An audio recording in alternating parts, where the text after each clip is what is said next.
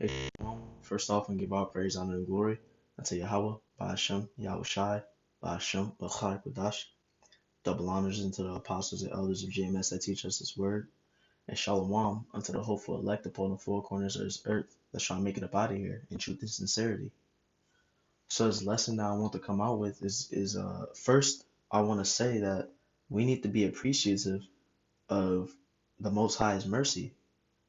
I was reading Second Ezra's chapter 1, and as I was reading, the Most High was just talking about all the transgressions, all the sin, everything that his nation does. He didn't name off everything because there's so much sin that the nation of Israel has committed. But the Most High he went on a rant about everything that we've done, you know? And I'm not going to read the whole chapter. I'm going to bounce around. But as I was reading this chapter, it occurred to me that we've done all this unto the Most High, us as a nation, the nation of Israel, the 12 tribes of Israel. Throughout history, throughout the course of time, we've done so much to disrespect the Most High, but He still stays with us. He's still right there. He's still our heavenly power. We're still His favorite nation. You know, even though we've done so much to go against the Most High, He's still gracious towards us. He's still merciful towards us. And us as a nation, we're very unappreciative of it. The Most High is still giving us a chance to be able to be saved out of here, and people still don't care. All the way, from Egypt all the way until now.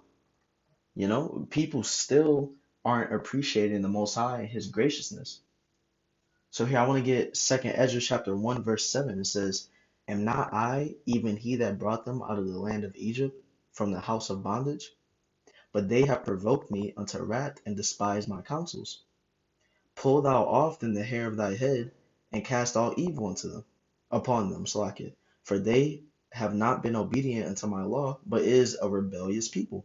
So the Most High is saying that he's saying, I'm the one who took you, I'm the one who saved you out of Egypt. I'm the one who's been gracious unto you. I'm the one who saved your nation out of captivity, out of slavery, and y'all still choose to do wrong. Y'all still choose to do sin. Y'all still choose to not serve me.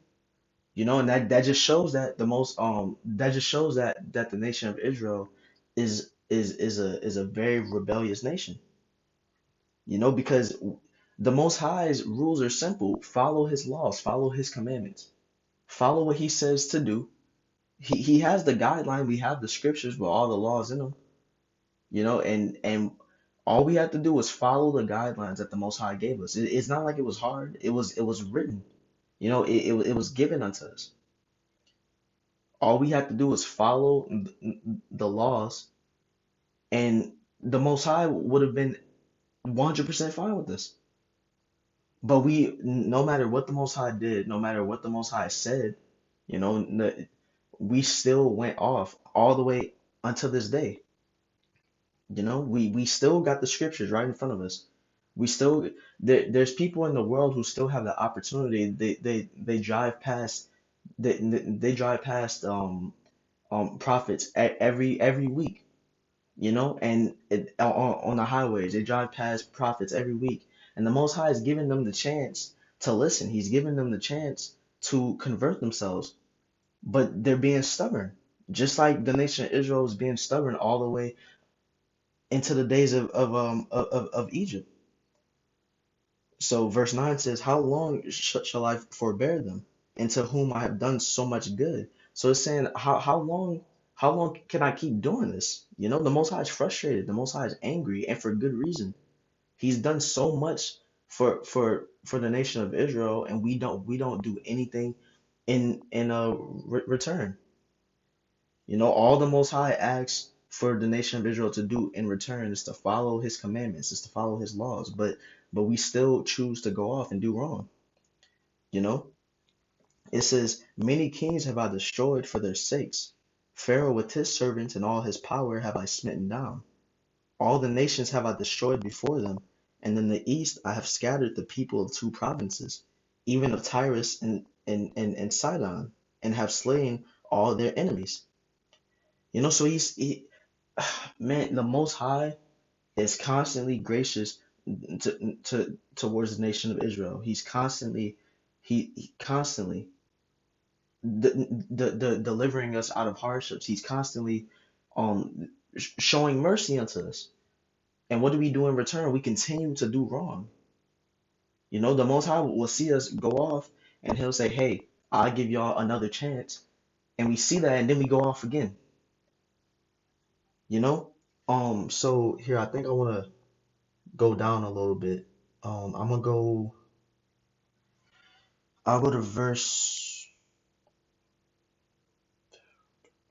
I'll go to verse 16. It says, and triumph not in my name for the destruction of your enemies, but ever to this day do ye yet murmur. Where are the benefits that I have done for you? When ye were hungry and thirsty in the wilderness, did ye not cry unto me, saying, Why hast thou brought us into this wilderness to kill us? It had been better for us to have served the Egyptians than to die in this wilderness. So the Most High literally saved his people from out of slavery, from out of captivity, and gave them freedom. And they complained and said, our people complained and said that they might as well go back. Why? Because they like the food. Why? Because walking in the wilderness was too hard for them. Instead of being appreciative that their higher power, that the Most High just saved them out of captivity, they complained and was bitter towards the Most High for saving them.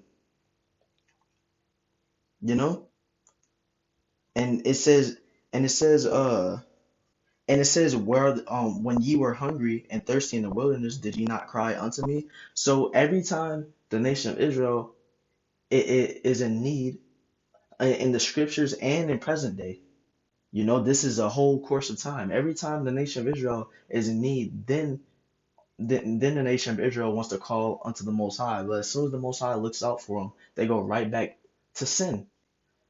The Most High gave them food in the wilderness. He gave them in the wilderness after Egypt.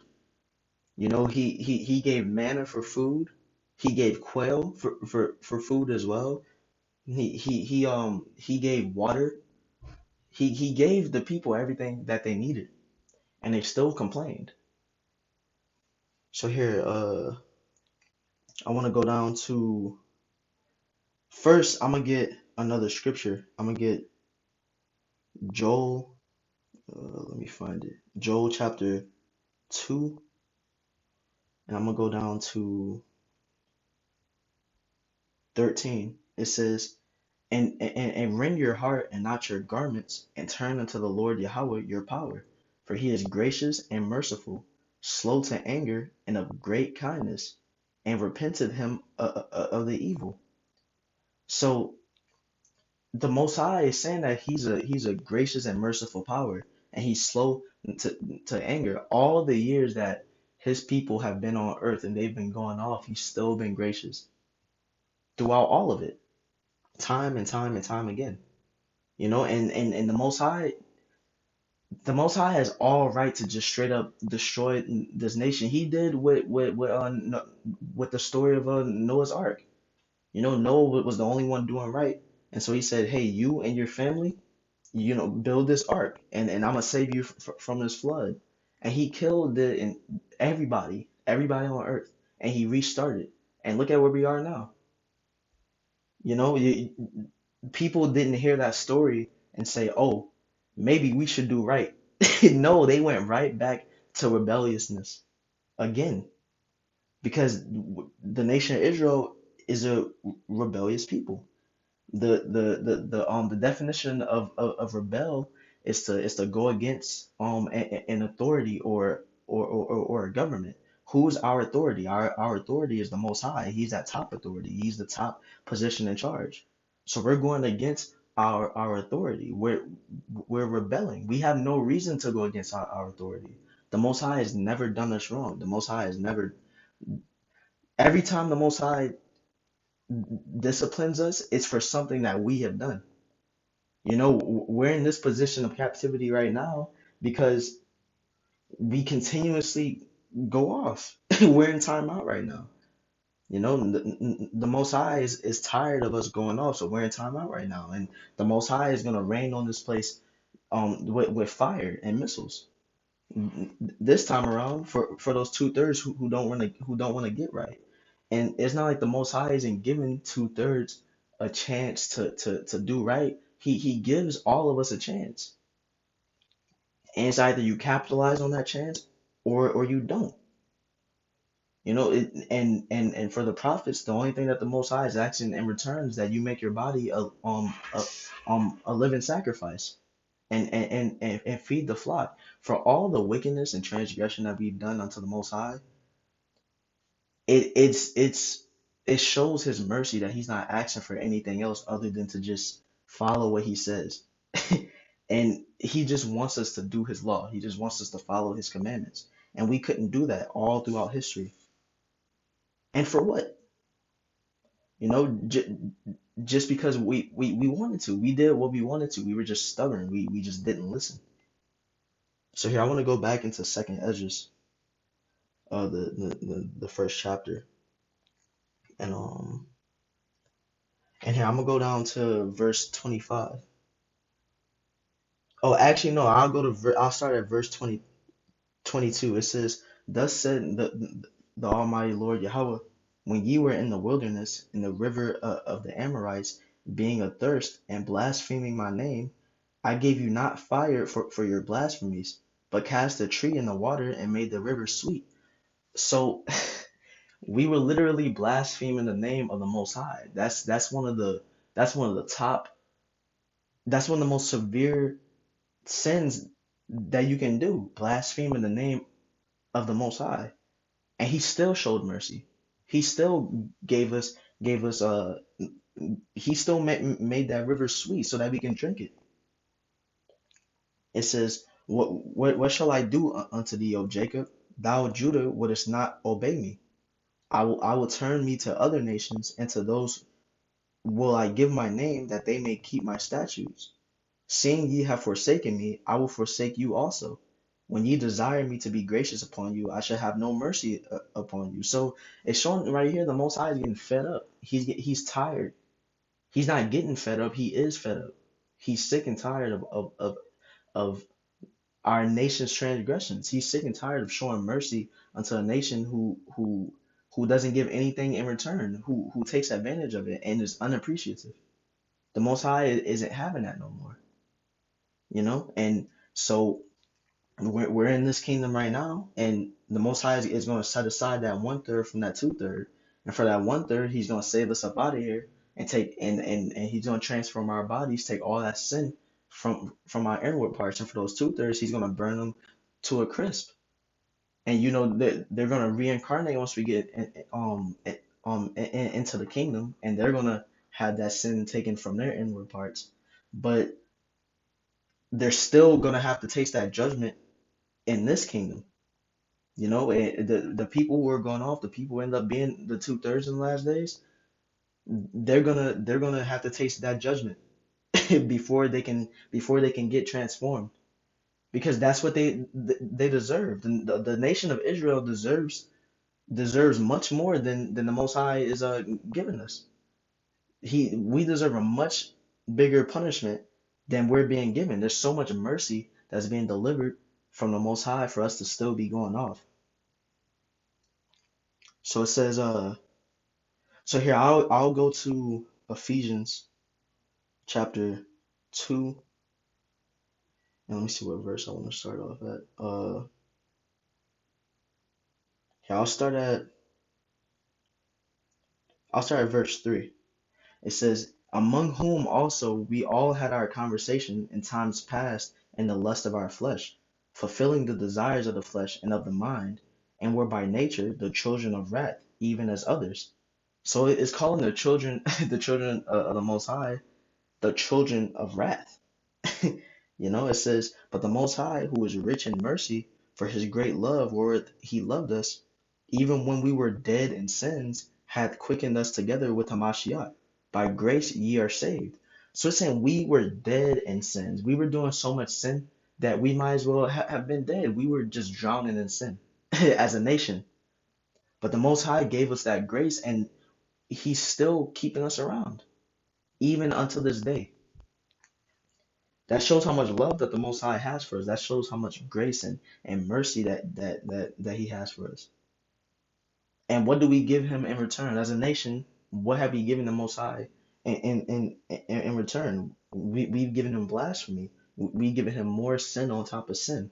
We've given Him serving other powers that hasn't done anything for us. That's what we've given the Most High in a return. So the judgment that that the two-thirds are gonna face in the last days is gonna be well deserved, because the two-thirds have had the whole nation of Israel has had so many chances to get right, and you still have most of us who aren't. So the Most High, he's gonna burn them to a crisp, and He's gonna purify them. That's what's gonna have to happen, you know. So hey, with that being said, I want to give all praise, honor, and glory unto Yahweh, Ba'ashem, Yahweh Shai, Ba'ashem, B'chai Kodash, and hey, Shalom.